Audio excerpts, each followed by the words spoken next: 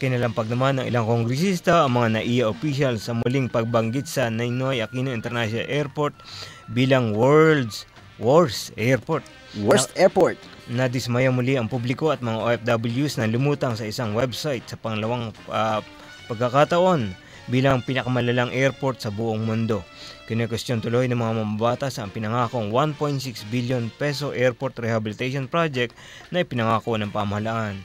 Paano rin umano masasabing it's more fun in the Philippines kung sa bungad pa lang ay nakakaranas na ng hindi magandang serbisyo at facilities ang ating mga pasahero. Ayan, yan ang ating mga national news at syempre ito sasamahan tayo ni Tita Lu para sa ilang discussion tungkol sa mga good news at bad news mula sa ating bansa. Tita Lu, pasok! Okay. Ang good news dyan ay yung Apple bill, yung anti-Apple bill. Gustong-gusto ko yung bill na yan. Kasi ako din, Tita Lu, gustong-gusto ko yan. Oo, di ba? Kaya umuusad yan sa Kongreso. Para sa karagdagang kaalaman ng ating mga kababayan, ito po ay lumusot na sa committee ng Senado. So mayroon ng movement, attorney. Sino ba author niyan? Si Senator Miriam Santiago? Miriam Defensor Santiago. Kaya nga, paborito niyo yan. Idol ko na nga talaga siya. Hindi kasi Tito Lu, di ba nakakairita yung mga mukha ng mga politiko, lalo na pag hindi gwapo at hindi maganda, tapos ilalagay doon. Oo nga, kulang na lang sabihin good morning, good afternoon, good evening. Oo, ang pangit. Oo, Merry Christmas, Happy New Year. I'm sure marami yan, di lang retokado mga mukha, naka-photoshop, nilalagay sa streamer, nakakakala at nakakainis sa mata. Wala sa abroad niya. At saka Tito Lu, pansinin mo pag pumunta ka ng iba't ibang cities sa atin, kung ano-anong mga initial nila, pati yung mga campaigns tuloy ng sige pa, parang sorry. Pero ganun ang nagiging campaign na ayon sa kung ano initials nila. Oo, tapos pag pinalitan sila, papalitan yung pangalan, papalitan lang initials. Si Herbert Bautista, buti na lang SB, naging HB, hindi masyado magastos, di ba? Isang letter lang papalitan. Oo, yung maganda yung anti-Apple bill na yan. Paano Tita Lu sa Makati? Tinatakan na lahat kami ng letter B. Binay. Hindi, bayan. Bayan yun. Oo, magkakaroon na kaya tayong presidente kamukha ni, kasi itim ni Obama, no? Malayo pa yan, Tita Lu. Oo nga, Tony, pero 3 years more pa daw, Tita Lu. Oo nga, mapapil-papil na sila ngayon. Ang good news is, matatanggal na yung mga mukha nila sa kalye, sa park, sa waiting shed. At ang bad news naman, yung NAIA, ano pa rin, sunod na taon, world worst airport. Oo. Ano nangyari sa 1.6 billion na sinasabing rehabilitation ng airport? Di ba? Sa totoo lang, di ba, napupunta naman tayo sa abroad, excited tayo sa mga comfort room nila, hindi na kailangan i-flash, motion lang, magpa-flash yung mag-isa, di ba? At lahat ng CR, may tissue, attorney, di ba? Pero sa Pilipinas, naku, walang tissue, walang tubig, wala lahat. Pero kung hindi mabibigyan ng pera yan, of finance, pondo para i-rehabilitate, kahit man lang yung serbisyo, pagandahin. Kasi hindi naman kailangan tanggalin yung tao, ayusin lang ang serbisyo, para makabawi-bawi naman, di ba? At nagsisilbing natin window ng ating bansa pagpasok pa lang alam mo sa eroplano pa lang pag nasa eroplano pababa tayo sa NAIA, alam mo Pilipinas, alam mo bakit? Ang dilim pagbaba mo, ang baho, di ba? Amoy pa lang, amoy mapanghi, ganon. Yung paglabas, mainit na mapanghi pa. So, alam mo na Pilipinas, nasa Pilipinas na ako. It's more fun. It's more fun in the Philippines. Tita Lu naman, ito naman, no? Ay, ako magagalit si Jonas. Alam mo si Jonas, mahal na mahal ng Pilipinas. Mahal na mahal ko ang Pilipinas, syempre. Ikaw lang. Ay, hindi kami. Ang good news, yung Boracay. Yes, Tita Lu. Number 1 na naman. Number 1 ang Boracay. Tinanghal yan ng Travel Plus Leisure Magazine. Oo, pero hindi binabanggit ang sex tourism doon, Yes. Pero Tita Lu, nilagpasan pa natin ang Bali, Indonesia. Kasi naman, paano wala naman bomba sa Boracay, sa Bali, dami, di ba? Pero ang Galapagos Island ng Ecuador, pati ang Santorini, Greece. So, punta natin yan, di ba? Sige, Tita Lu, punta tayo dyan. Pero ang sabi mo pa sa akin na ang Jeju Island natin. Jeju Island. Hindi mo kagandahan ng Jeju Island. Hindi ba? Oo. Naalala ko na kasi siya dahil sa... Doon sa 3 seamen na lumubog, ay namatay. Anyway, alam mo, bago natin i-discuss yung ECC benefits yan, bati ko muna yung kapatid ko na nakikinig sa Miami, Florida. Yung kapatid kong maganda at mabait, na lagi ako tinatawagan kasi akala niya hindi ko kaya yung problema ko. Pero natas ako sa message niya kasi sabi niya, kaya lagi tinatawagan kasi I know you need my support. Naku, kaya-kaya ko yun. No, kaya-kaya ko yung problema. Anyway, yung kapatid ko na nurse, na maraming ugat sa binti. Kaya ayoko mag-nurse. Maraming varicose veins na nasa Miami, Florida sa Jackson Memorial Hospital. Si Helen Lacap Arbis at ang kanyang asawa si June Arbis. Si Kuya June ang nakikinig uli ngayon. At si Allison at si Eric. Tunto ako kasi nakikinig sila. At yung kaklase kong miss na miss ko na nasa Canada nakikinig din ngayon. Si Iya Sica Turayos na dating manager dito sa PLDT ay ngayon nandun siya sa Golf Country Club sa Ontario, Canada. Alam mo sa Ontario siya, Canada. Scarborough, Canada, yon. Marami tayong kaibigan na nakikinig online, hindi lang sa Taiwan. I know, Tita Lu, kasi pag tinitingnan ko din ang ating Facebook, ang dami, nagkalat sila sa buong mundo. Pati sa Saudi, meron na rin. Ang ayoko lang, ang dami nag-advertise sa aking mga house and lot na yan. Dapat talaga may batas na, hindi yung tapa lang sila ng tapa ng lagay sa Facebook na nakakairita, di ba? Buti na lang merong hidden from timeline, di ba? Yes. Hide it. So, anyway, ikaw na nagmamanage nung Facebook. Ito na yung tanong. Ask ko lang po, ito galing kay Lorna Bote. Attorney, ask ko lang po kung bakit kailangan pa ng travel clearance ng anak ko na pupunta sana dito sa Taiwan nung summer vacation. Kasama naman po niya ang aking kaibigan. Mahirap po ba itong kunin? Hindi po siya natuloy dahil hindi siya nakakuha. So, paki-explain natin, bakit kailangan ng travel clearance sa mga bata, ng mga minor? Wala po kasi silang age of majority. Sa ilalim po ng batas natin, kapag wala pang age of majority, hindi pa po sila qualified for all acts of civil life. Hindi pa po sila pwede magpakasal. Hindi pa po sila pwedeng pumirma sa kontrata. Particular po pag sa mga travel by air, by land, or water. May implied contract po yan eh. Yung pong ticket natin sa ating sinasakyan, yan po kasi nagsisilbing parang contract natin eh. Yung po mga minor de edad, wala pang kakayang magbigay ng kanilang consent. So, kailangan pong may representative sila na tumatayong guardian na magre-resent po sa lahat ng aspeto ng kontratang ito. Kaya kinakailangan po talaga para sa mga minor de edad natin ang travel clearance. Oo, madali lang naman kunin yan. Pero kasi nga maraming bumibiyahe na may papupunta yung anak doon na below 18 years of age. Hindi talagang pwede mag-travel alone, travel abroad alone. Or with someone other than his parents, di ba? Kasi alam nyo, may mga sindikato rin ng mga human trafficking, siyempre hindi maiwasan na pag-iisipan ng mga na-immigration na baka trafficking na pa rin nangyayari. Pero yung hunid sa travel clearance, siyempre yung mga nakikinig po ngayon na a minor traveling alone to a foreign country, kung may kasamang isang ama or ina, pwede na yun, attorney, di ba? Tama po yun, basta't may tatayo lang pong guardian sa kanya. Oo, madali naman kunin yan sa DSWD, Lorna, no? Yung nag-text sa atin, meron lang i-fill upan na duly accomplished application form dyan.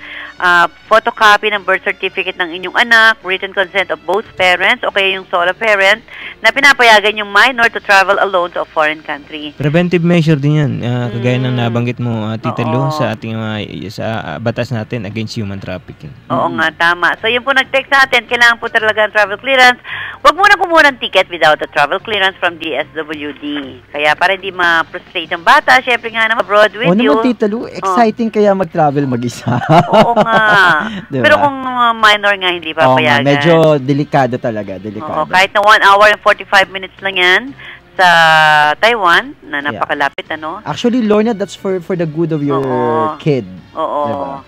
Oo, sige. At yung isa pa, no, attorney, yung 3 seamen na namatay, ano mga benefits makukuha yan sa employees compensation? Yung po mga Filipino seamen natin, covered pa po sila ng tinatawag na employees compensation program. Yung pong benepisyo para po sa mga work-related accidents or injuries at sickness, kasama na pa rin po ang pagkamatay.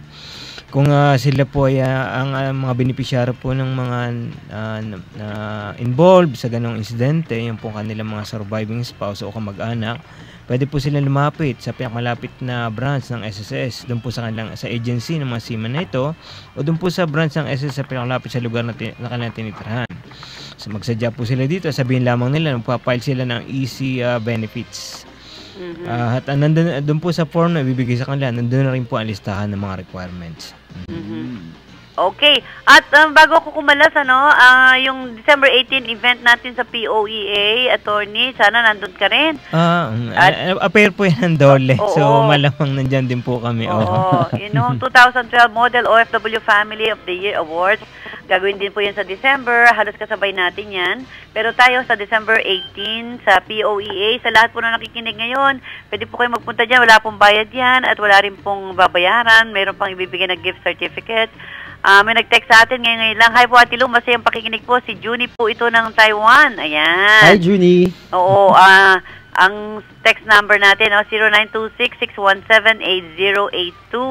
At si Joanna, nakikinig din ngayon dito sa... kasi habang nagpo-broadcast ako yung nagpe-Facebook.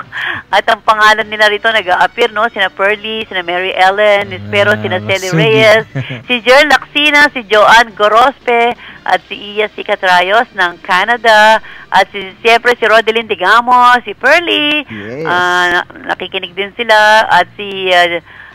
sino pa ba itong isa? Si Lynn Castor, si Connie Cabana, baka magtampo. Naku, alam mo kung papabayad ko to $5 per greetings, per name. Mayaman na tayo. Si Annalyn Ernacio de Leon, si Lee Cañete, si Rox Kelly, and Felisa Elvina.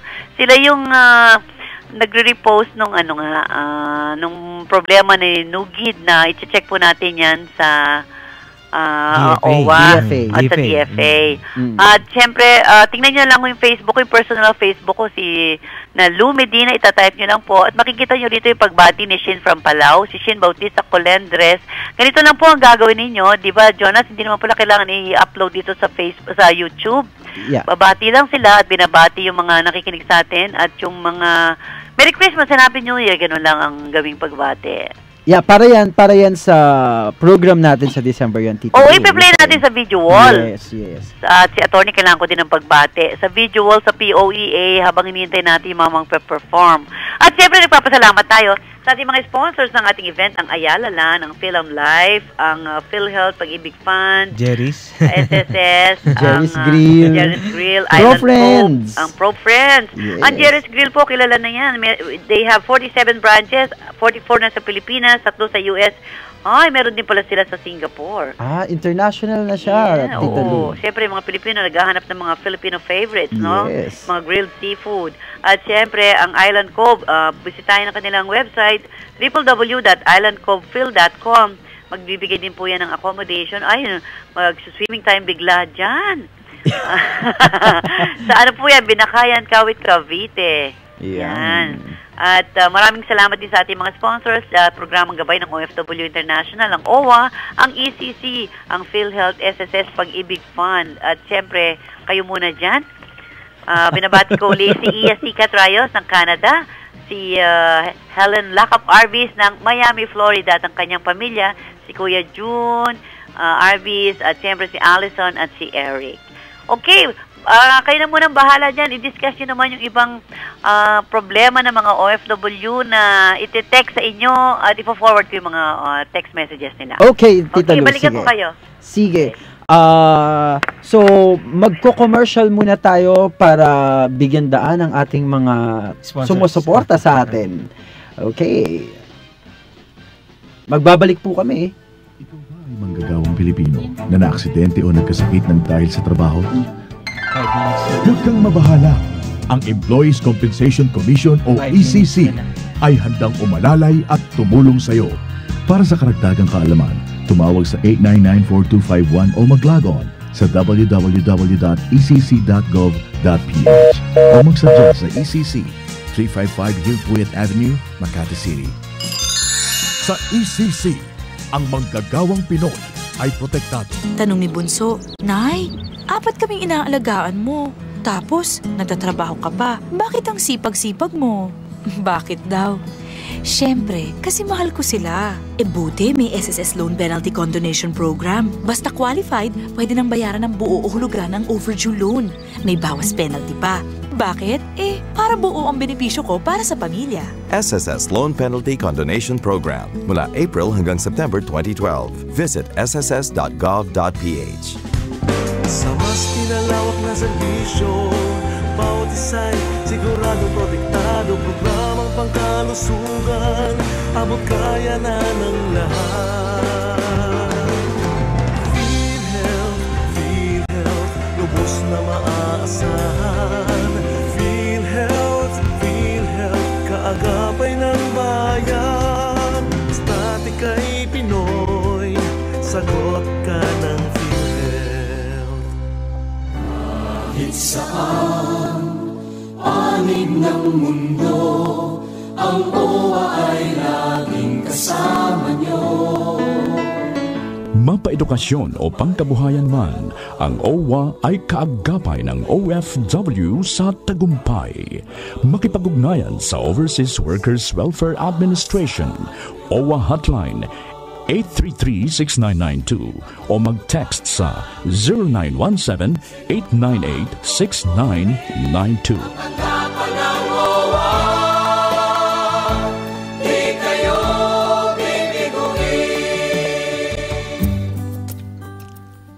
Syempre, pag bumagyo at nasira ang bubong, mag-home improvement loan. Kailangan ng dagdag na kita, mag-livelihood loan.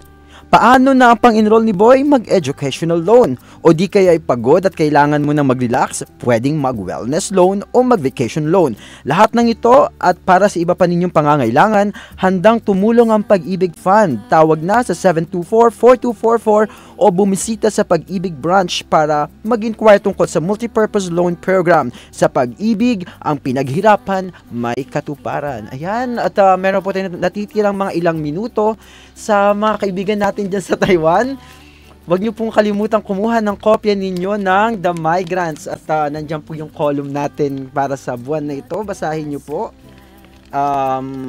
Salute yan sa ating mga OFWs na talaga nagpapakahirap sa ibang bansa. At syempre, Atty. Bibigyan daan lang natin ng isang tula. Ito ay na-publish din sa The Migrants. Ito ay mula kay Alma Arocena. Ang title po nito ay Sa Panaginip na Lang Ba? Ito mukhang nanay ang nagsulat nito. Babasahin ko siya, Atty. Gintong pangarap ang dalas sa iyong pag-alis. Pagpatak ng luha ay di mapalis. Paghihinagpis ng puso kay hirap maalis. Hanggang kailan kaya nila ito matitiis? Mga supling nila mahal sa lola'y iniwan upang mapanatag ang kanyang kalooban. Dahil kanilang ama, bisyo ay may kalabisan. Pambili ng ulam, itataya pa sa sugalan.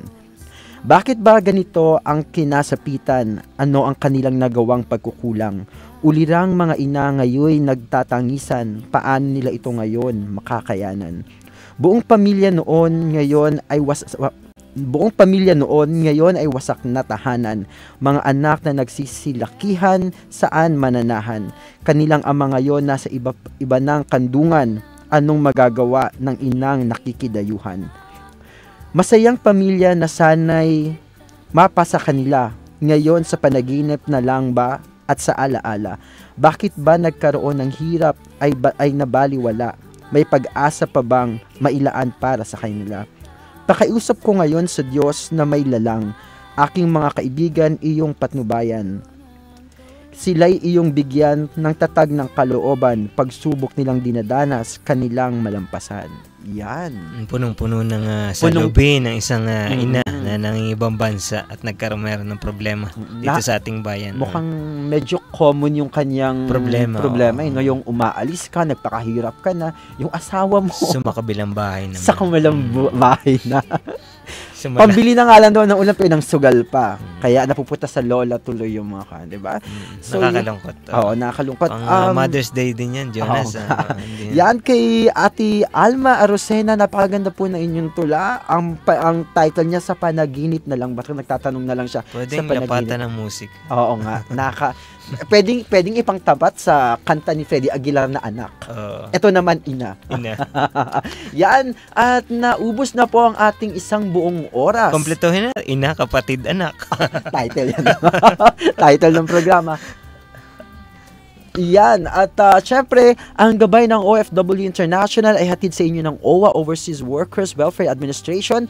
3 dekada ng serbisyong tapat at nararapat. Pag-ibig Fund. Sa Pag-ibig Fund, ang pinaghirapan, may katuparan. Ang PhilHealth, bawat Pilipino bawat miyembro, protektado, kalusugan, sigurado. At ng ECC, Employees Compensation Commission. Higit pa sa benepisyo ang ibinibigay na serbisyo. Paalam na tayo, Attorney. Hanggang sa muli po sa mga kababayan po natin nakikinig sa ibang bansa. Magandang umaga, magandang tanghali, magandang hapon, magandang gabi ko. Ano mo po applicable na panahon sa inyo. At sa mga kababayan po natin nakikinig sa loob naman ng ating bansa, magandang gabi po at hanggang sa muli. Yan. At ito po si Jonas Rivera at nagsasabi sa inyong hanggang sa susunod na Sabado na sana kasama natin si Tita Lu.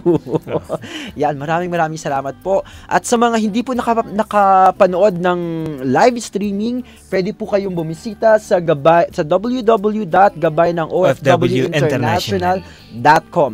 Click nyo lang po yung archive. Makikita nyo po kami muli doon. Maraming salamat po. Magandang gabi.